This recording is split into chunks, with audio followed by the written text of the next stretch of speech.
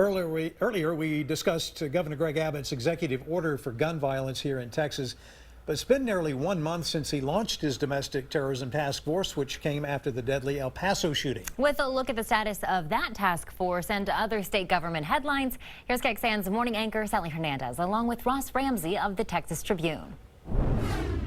The question is what will come from these committees, from these groups that he's put together? Anything that you see productive? I mean, he did this after the Santa Fe shooting, right? We were closer to a special session then, or to a legislative session then, but what about this time around? Well, they know the list, right? They've got a list of things, and the list of things includes things that they feel like they can do, things they feel like they can't touch. You know, Texas is this way about guns, and, you know, some of those positions are intractable. And then things that are on the border. So background check loopholes are on the borderline, something that they might do something with this time.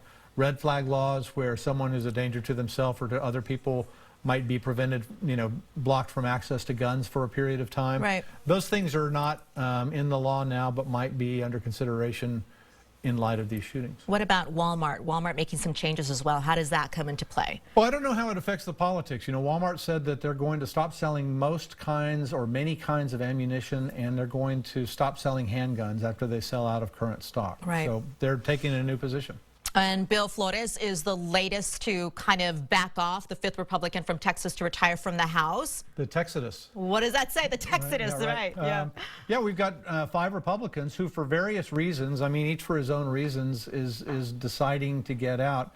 3 of them, Kenny Marchant up in Dallas, Pete Olson down around Houston, and Will Hurd, who has a district that goes from San Antonio all the way to El Paso, are in districts where either party could win in an election. Those are, like, you know, they're Republican districts now.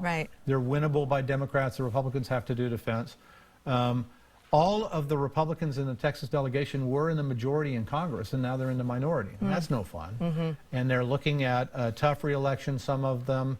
They're looking at, you know, they're in the Trump administration. Some of them like that, some of them don't.